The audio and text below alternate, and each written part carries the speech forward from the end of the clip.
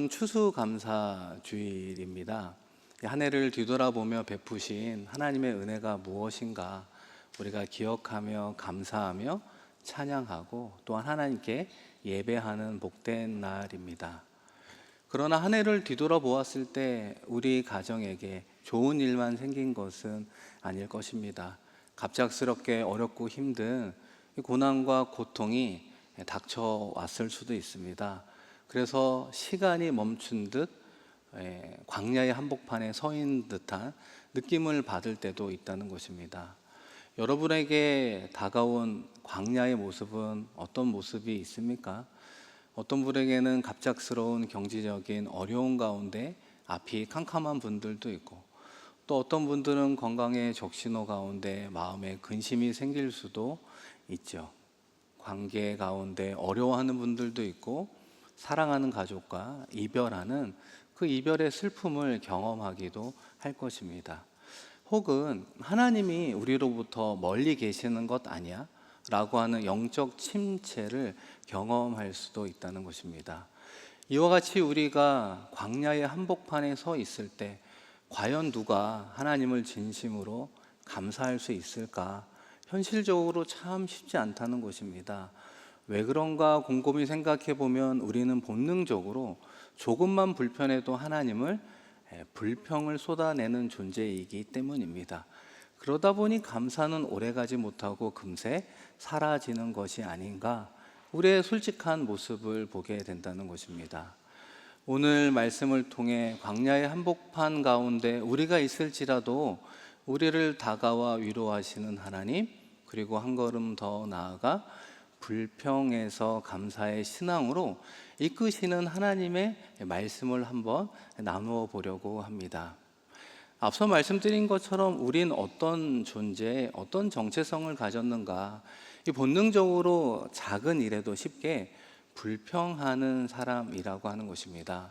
이 본문 속 이스라엘 백성들도 엘림을 지나 신광야에 도착하게 되었는데요, 그들이 무엇을 경험하게 되었을까요? 오늘 함께 읽었던 3절 말씀을 같이 읽겠습니다.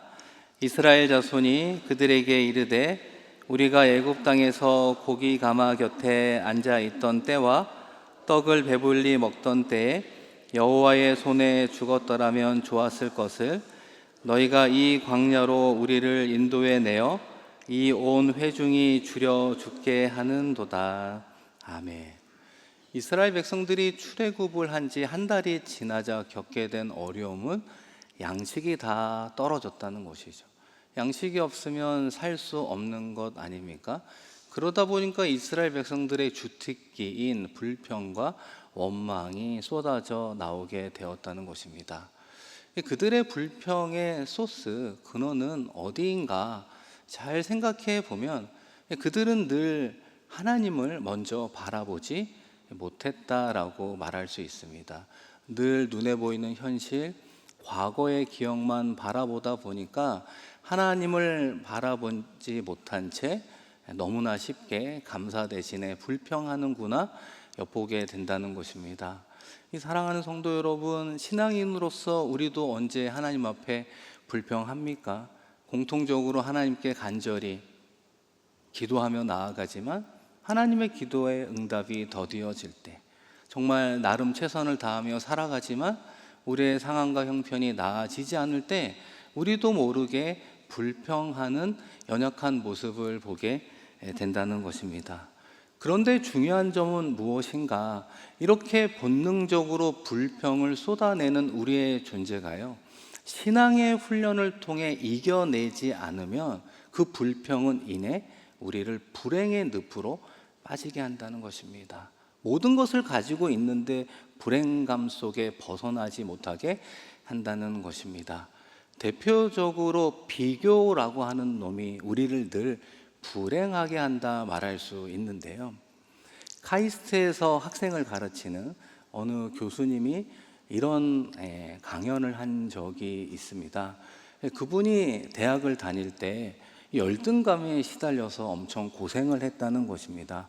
그러면서 그분이 듣는 방청객들에게 저는 서울대학교를 나왔습니다, 이렇게 이야기를 하는 거예요. 그러니까 많은 분들이 좀 의아해하는 것이죠. 서울대 학생 중에 많은 열등감을 느끼는 사람들이 있다는 것입니다.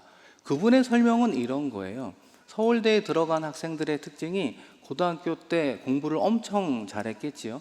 칭찬을 들어왔다는 것입니다. 그런데 막상 서울대에 들어가 보니까 만나는 사람 중에 어떤 사람들을 만납니까? 이 사람은 수재, 저 사람은 천재, 저 사람은 영재. 그 가운데 1등을 할 수가 있어요? 없어요? 1등을 못 해본 적이 없는데 1등 못하자 엄청난 스트레스 속에 열등감을 느끼기 시작을 한다는 거예요. 그 상황이 심해지면 좌절감을 느끼게 한다는 것입니다. 그러면서 그 교수님이 이렇게 이야기를 하는 거예요. 그 당시에 나는 아무것도 할 수 없구나. 앞으로 나는 할 수 있는 일이 있을까? 라고 하는 심각한 고민이 있었다 말하는 것이죠. 동일한 맥락에서 우리가 어디를 바라볼 때 우리의 높은 사람과 형편을 바라보면 그렇게 비교하는 순간 우리도 열등감을 느끼게 된다는 것입니다. 그러나 반대로 우리보다 낮은 형편 사람을 바라보는 순간 본능적으로 우리는 우월감에 빠지죠. 영적 교만에 빠져 또 다른 어려움을 겪게 된다는 것입니다. 그러므로 비교라고 하는 것은 우리를 불행하게 만드는 지름길이라고 말하는 것입니다. 우리말 격언에 남의 떡이 커 보인다. 남의 떡이 더 맛있어 보인다. 잘 아시죠? 그러나 우리의 시선을 하나님께 두고 나에게 주신 떡을 바라본다면 그것이 크든 작든 감사하며 맛있게 먹을 수 있다는 것입니다. 그런데 우리가 왜 이상적인 이런 행동을 하지 못하는 이유는 무엇일까요? 우리는 본능적으로 눈에 보이는 현실을 바라보기 때문이라는 것이죠. 보이지 않는 하나님 앞에 우리의 영적 시선을 두지 못하는 것입니다. 그러므로 우리의 입술을 통해 감사가 나오지 않는 건 우리의 현실의 상황과 환경이 좋지 않아서가 아니라 우리의 시선이 하나님께 두지 못하는 우리의 연약한 믿음이 문제라고 하는 것입니다. 그러하기에 하나님께서는 우리의 시선을 하나님께 둘 수 있는 그 신앙의 훈련을 만나를 통해서 이루어 가신다는 겁니다. 오늘 함께 읽었던 4절 말씀인데요. 4절 말씀을 함께 같이 읽겠습니다. 그때에 여호와께서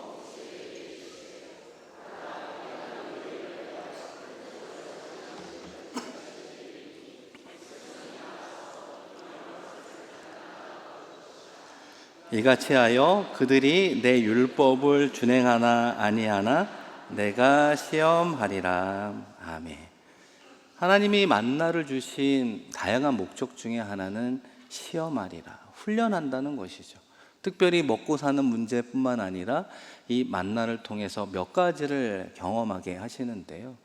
매일 아침 들에 나가 만나를 거두면 많게 거두던 적게 거두던 한 오멜이라고 하는 적당량이 되는 것을 경험하게 됩니다. 그리고 그 다음날 혹시 만나가 내리지 않으면 어떡하지? 걱정하며 음식을 남겨두면 어떻게 되었죠? 그 다음날 벌레가 생겨 먹지 못하는 것을 통해 오늘 나에게 주시는 양식에 족한 삶을 살아가게 했다는 것입니다. 매일매일 믿음으로 하나님을 신뢰하는 법을 이 만나를 통해서 훈련시켜 나아가는 것이죠. 우리가 이것을 만나의 신앙이라 말할 수도 있습니다. 한번 생각해 보면 아침이 되어 들에 나갔는데 오늘 만나가 내렸을까? 안 내렸을까? 가보니까 만나가 있는 거예요. 그래서 오매를 담아오고요. 그 다음날 또 기대와 설레에 있는 마음으로 들에 나가보니까 만나가 있어요? 없어요? 만나가 있다는 것이죠. 그리고 또 한 오매를 거두어 오는 그 매일매일의 삶을 통해 이스라엘 백성들은 하나님이 살아계시는구나, 우리와 동행하시는구나, 우리와 함께 하시는구나, 하루의 양식뿐만 아니라 우리의 인생의 필요도 채워주시는 분이구나, 이 하나님에 대한 믿음과 신뢰를 쌓아가게 되었다는 것입니다. 동일한 맥락에서 예수님도 이렇게 기도하셨습니다. 마태복음 6장 11절에 보시면 오늘 우리에게 일용할 양식을 주시옵고, 여러분 화면을 보면서 한번 같이 읽어보겠습니다. 오늘 우리에게 일용할 양식을 주시옵고. 아멘. 하나님은 하나의 양식이 아니라 오늘의 은혜를 주시는 분이라는 거예요. 그래서 예수님도 주기도문을 통해서 우리에게 무엇을 가르치는가? 이 주기도문의 내용 중에 앞부분은 하나님을 향한 기도이고요. 그 아래 땅에 대한 기도의 시작이 무엇입니까? 오늘 우리에게 일용할 양식을 달라 기도하라 이야기하는 것입니다. 그러니까 예수님이 얼마나 중요한 일인지 우리에게 날마다 일용할 양식을 위해서 기도하십시오 말씀하고 있습니다. 이 이야기를 들으면 성도님들 가운데 목사님 오늘 먹을 양식이 있습니다. 다음 주도 있어요. 몇 달, 몇 년은 충분히 먹고 살 것 같은데요? 라는 생각을 하실 수도 있죠. 제가 여러분에게 한번 질문해 보겠습니다. 향후 50년은 가능하십니까? 향후 100년은 가능하십니까? 그때까지 살 수 있을지는 모르지만 50년, 100년이라고 하는 그 많은 시간 속에 우리의 노후가 100% 보장되었느냐라고 물어보면 그건 아닌 것 같은데요? 라고 대답하는 우리의 그러면 그 노후의 시작은 언제, 어떻게 가능할까요? 오늘 하나님의 기도함으로 시작이 된다는 거예요. 오늘 하나님의 은혜를 간구하는 것으로부터 시작이 된다는 것입니다. 오늘의 양식뿐만 아니라 우리의 삶의 다양한 필요를 채우시는 그 하나님을 오늘 신뢰하는 것으로부터 시작해야 된다고 말씀하는 것입니다. 그러나 어제의 만나는 오늘 사용할 수 없다는 것을 기억해야 된다는 거예요. 오늘의 은혜는 언제 받는 것입니까? 오늘 하나님께 받는 것입니다. 오늘 하나님의 축복은 언제 받는 것입니까? 오늘 하나님을 신뢰함으로 받아가는 것입니다. 그것이 바로 만나의 축복인 거예요. 그래서 만나의 축복은 양식의 기적이 아니라 관계의 기적이라고 말하는 것입니다.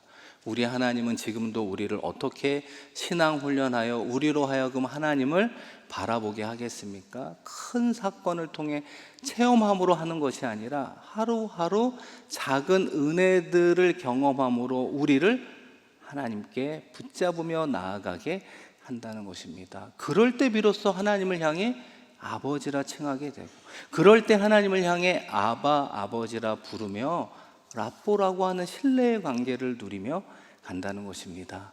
사랑하는 성도 여러분, 그런 의미에서 만나의 가장 큰 축복은 무엇이라고 말합니까? 하나님이 우리와 함께 하시는 그 임재에 있노라 말씀하고 있습니다. 여러분, 출애굽기 16장 7절 말씀인데요, 같이 한번 읽겠습니다.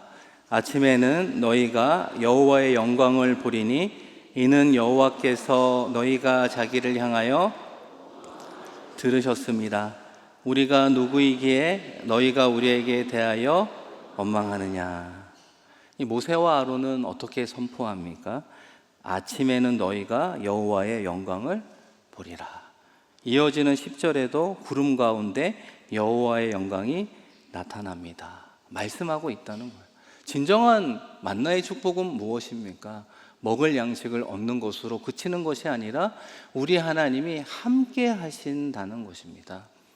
이스라엘 백성들이 광야와 같은 참 힘들고 어려운 상황과 환경 가운데 누린 은혜가 무엇이라고요? 단순히 먹고 사는 문제가 해결된 것을 넘어 우리 하나님이 우리와 함께 하신다는 그 임재를 누리며 살아가는 것입니다. 광야와 같은 인생길 가운데 가장 행복한 삶이 무엇인가? 우리가 무엇을 가졌느냐라는 질문이 아니라 우리가 누구와 동행하느냐라고 하는 질문인 것입니다. 그런 의미에서 여러분의 인생 가운데 가장 행복을 느끼는 만남의 축복은 무엇이 있습니까? 잘 생각해 보면 지난주도 이번 주도 결혼하는 가정이 있죠. 아마 조만간 또 결혼하는 가정들이 많이 있을 것입니다. 아마도 그 신랑 신부가 가장 행복한 사람들이 아닐까요? 사랑하고 사랑받는 사람들이기 때문에 그렇다는 거예요. 이 동일한 맥락에서 저의 인생 가운데 가장 행복한 만남은 무엇일까요? 물어본다면 이 저희 안에 손연경 사모를 만난 것입니다. 여러분 믿으시기를 바랍니다. 그 만남이 가장 행복이고 축복이라고 말할 수 있죠.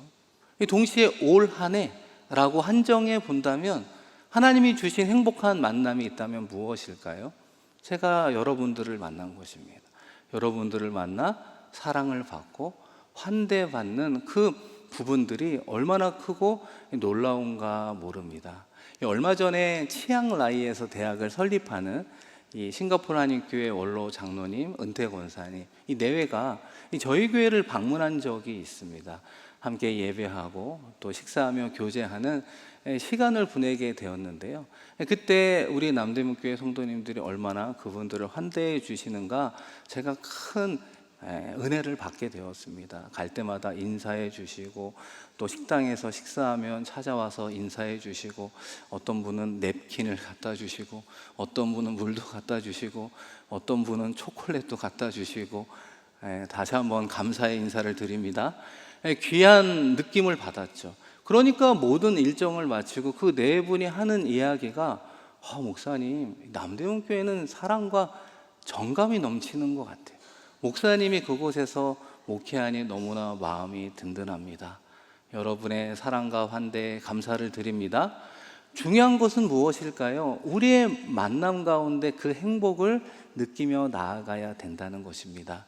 오늘 예배하는 분들을 바라보며 이렇게 한번 인사해 볼까요? 성도님을 만나니 행복합니다. 예. 아니, 별로 안 행복해 보이시네요. 우리 한번 앞뒤의 분들을 바라보면서 성도님을 만나니 정말 행복합니다. 성도님들을 만나니 정말 행복합니다.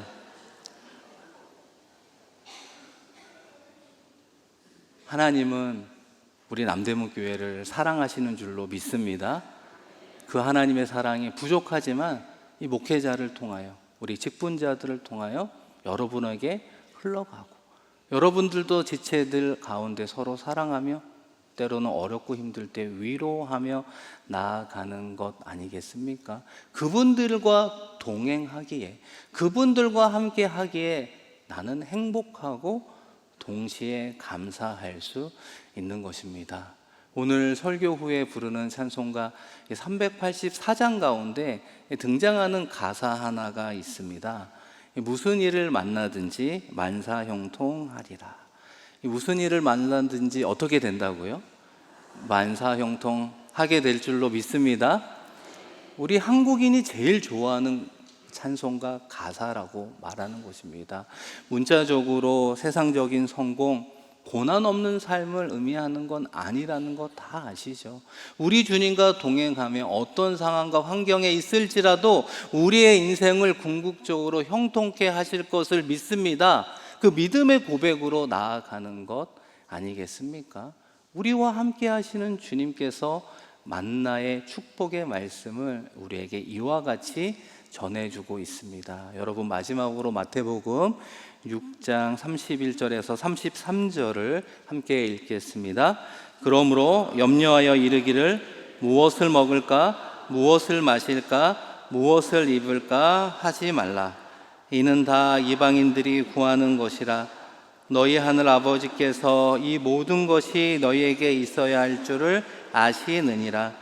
그런즉 너희는 먼저 그의 나라와 그의 의를 구하라. 그리하면 이 모든 것을 너희에게 더하시리라. 아멘. 이방인, 하나님을 알지 못하는 사람들의 특징은 무엇을 먹을까? 무엇을 입을까? 무엇을 마실까? 의식주의 문제 가운데 염려와 걱정 가운데 살아간다는 거예요. 그러나 하나님의 자녀는 하나님을 믿기에 하나님의 이 모든 것을 더하여 주신다라고 약속해 주었습니다. 올 한 해 우리의 삶은 이방인에 가까운 삶이었나요? 아니면 하나님의 자녀의 삶이었습니까? 혹자는 이런 말을 할 수도 있습니다. 우리가 열심히 일하고 고생하며 살아가야 되는 것 아닙니까? 이야기할 수도 있죠. 노동의 가치가 중요합니다. 그러나 하나님에 대한 믿음 없이 자신의 능력만 믿고 나아가 살아간다면 하나님께서는 그들을 향해 그래, 가서 고생해라. 그러나 하나님을 아버지로 믿는 사람은 우리 주님이 찾아와 사랑하는 자녀야, 내가 너의 필요를 아노라. 내가 너의 먹을 양식으로부터 삶에 필요한 것들을 알고 때를 따라 내려주겠노라 우리에게 약속해 주었습니다. 그것을 믿는다면 우리는 염려 대신에 믿음을, 걱정 대신에 감사로 오늘 하루를 살아낼 수 있습니다. 사랑하는 성도 여러분, 추수감사주의를 보내며 우리에게 다가온 만나의 가장 큰 축복은 무엇입니까? 우리 주님이 함께 하신다는 믿음의 삶을 살아내는 것입니다. 비록 우리가 불평하기도 하지만 하나님께서 우리의 필요를 아시고 때를 따라 우리와 자녀와 일터와 이 남대문교회 공동체를 돌보시기 때문에 그렇습니다. 다만 우리가 원하는 열매가 없어 보이기도 하고, 때로는 우리의 기도의 응답이 더디어 보이기도 하고, 때로는 하나님이 주신 약속의 그 성취가 너무나 멀어 보이고 있을 수도 있다는 것입니다. 그러나 그럼에도 불구하고 우리 주님이 우리의 삶의 자리에 우리와 함께 하고 있음을 믿으며 동행한다면 하나님은 반드시 하나님의 때에 가장 좋은 것으로 우리에게 화답해 주실 것입니다. 그래서 우리로 하여금 그 모든 은혜를 베푸신 하나님을 향해 감사와 영광의 찬송을 올려 드릴 것입니다. 우리의 삶이 어떠하든 그곳에서 우리 주님과 동행하며 승리하며 살아가는 저와 여러분 되기를 주님의 이름으로 축원드립니다.